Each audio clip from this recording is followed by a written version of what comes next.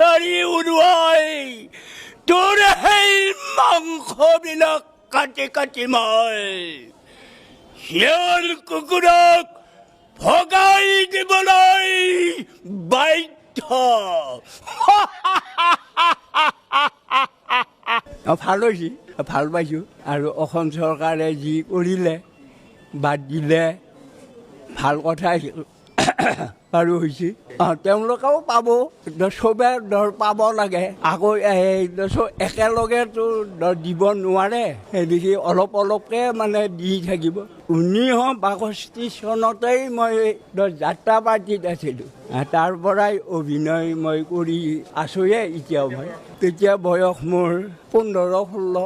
পেঞ্চনটো আগত মই 2 বছৰ একালিং পাইছোঁ, এইবাৰ মাহেলিটো।